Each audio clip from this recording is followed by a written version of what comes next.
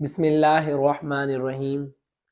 مرضی کی فرقہ کی نہ خود ساختہ باتیں کریں، محفل ذکر رسول ہے، رسول خدا کی باتیں کریں۔ میرا آج کا موضوع انتخاب ہے فرقہ واریت اور باتیں ہی باتیں جو در حقیقت ہم بہت کرتے ہیں۔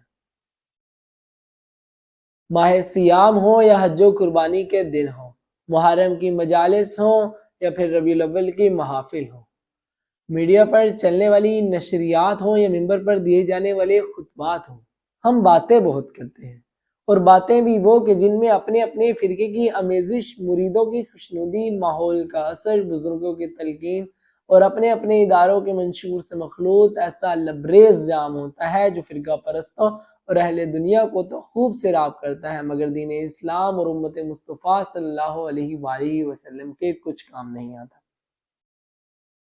فرقوں کا دفاع کرنے والی زبانیں تو بہت مل جائیں گی، اپنے اپنے فرقے کی ترویج کرنے والے خطیب و اہل منبر تو جگہ جگہ مل جائیں گے، فرقے کی اذانیں، فرقوں کی مسجدیں، فرقوں کے رہبر، فرقوں کے امام، فرقوں کے مبلغ، فرقوں کے عالم، فرقوں کے سرپرست، فرقوں کے محافظ اور فرقوں کی تنظیمیں، فرقوں کی پارٹیاں اور فرقوں کے سپاہی تو جگہ جگہ مل جائیں گے۔ نہیں ملیں گے تو دین اسلام ناب محمدی صلی اللہ علیہ وآلہ وسلم کی تبلیغ کرنے والے، نہیں ملیں گے تو اللہ کا کلمہ بلند کرنے والے، نہیں ملیں گے تو آئین پیغمبر پھیلانے والے، نہیں ملیں گے تو امت مصطفیٰ صلی اللہ علیہ وآلہ وسلم کا درد رکھنے والے۔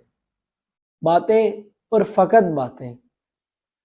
فرقہ واریت، فرقہ پرستی کے اتنے گہرے بادل وطن عزیز کی فضاؤں میں ٹھہراؤ کر چکے ہیں کہ جن سے مسلسل نفرتیں، دشمنیاں، بغض، کینہ، غصہ اور جہالت برس رہی ہے، اداسیاں بڑھتی چلی جا رہی ہیں، نا امیدی جوانوں کو گھیرے ہوئے ہے۔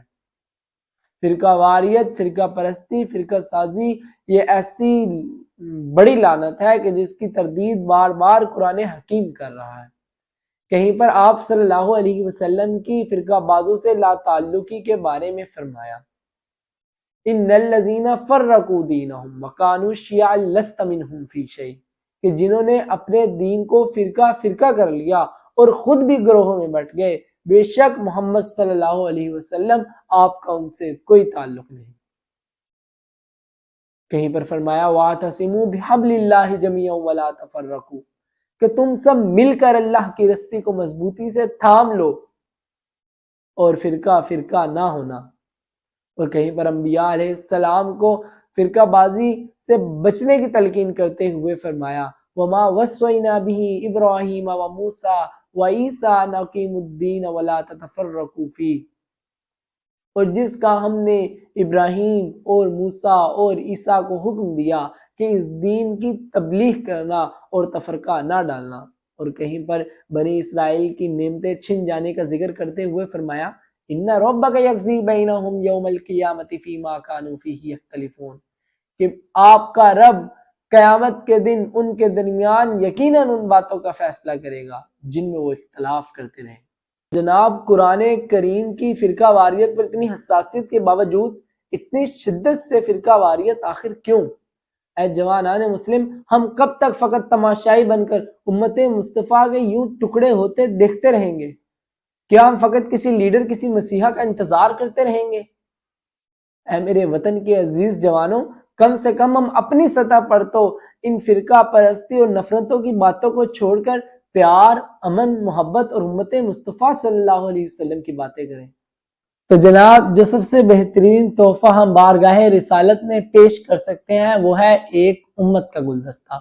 تو آؤ مل کر نفرتوں کے موسم کو رحمتوں سے سجانے کی باتیں کریں، فرقوں کے عالم میں آئین پیغمبر پھیلانے کی باتیں کریں، مسلک الگ، منتشر خواہشیں اور طریق جدا سب کے، جہالت کے زمانے میں چراغ ہدایت جلانے کی باتیں کریں۔ توحید سے ہم کو دور لے گئی یہ فرقوں کی پرستش، فرقہ گر بنے بت کدا، مشق ابراہیمی اپنانے کی باتیں کریں۔ فرقوں کے محافظ کبھی بن سکتے نہیں اسلام کے راہبر، رخ موڑ لیں ان سے، اب ایک امت بنانے کی باتیں کریں۔ تفرقہ تھا بنیاد جس کی زرار و مرکز گرایا گیا، اس پاک سرزمین پہ قرآنی یہ عمل دہرانے کی باتیں کریں۔ تیری مسجد میری مسجد، تیرا فرقہ میرا فرقہ، کیوں آخر؟ اللہ کی مسجد بنانے کی، دل سے دل ملانے کی باتیں کریں۔ فرقوں کے رستوں پہ آتی نہیں منزل امت کی نجات کی، حق کی راہ میں حق کی خاطر جینے یا مر جانے کی باتیں کریں۔ ہزار راہوں میں حیران و سرگرداں پھرتے جوانان مسلم، کلمت اللہ کریں بلند، اب اپنے دستور مٹانے کی باتیں کریں۔